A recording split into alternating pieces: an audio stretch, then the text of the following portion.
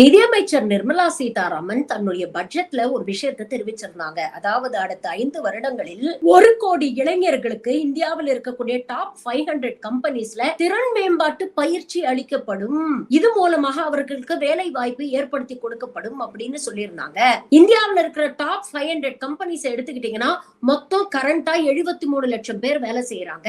5 வருஷத்துல 1 கோடி இளைஞர்களுக்கு திறன் மேம்பாட்டு செய்யணும்னா ஒரு கம்பெனிக்கு ஒரு வருஷத்துக்கு தலா 4000 பேருக்காவது ட்ரைனிங் கொடுக்கணும். இதற்காக கவர்மெண்ட் 2 லட்சம் கோடி ஒதுக்கி இருக்கு அப்படின்னு சொல்றாங்க. ஆனா ட்ரைனிங்கோட காஸ்ட் எல்லாம் இந்த கம்பெனிகள் தங்களுடைய சிஆர்எஸ் ஃபண்ட்ல இருந்து செலவு பண்ணணும் அப்படின்னு அரசாங்கம் சொல்லுது. ஒரு கம்பெனிக்கு 4000 பேர் அப்படின்னு பாத்தீங்கன்னா கிட்டத்தட்ட அவங்களோட கரண்ட் எம்ப்ளாயிஸ்ல கால்வாசி அவ்வளவு பேரை கம்பெனில சேர்த்துக்கிட்டு இன்டர்ன்ஷிப்ங்கிற பேர்ல இவங்க காசு செலவு பண்ணி அவங்களுக்கு ட்ரைனிங் கொடுக்கணும் அப்படின்னு அரசாங்கம் சொல்லுது. இதெல்லாம் நடைமுறையில் சாத்தியம்னு நீங்க நினைக்கிறீங்களா?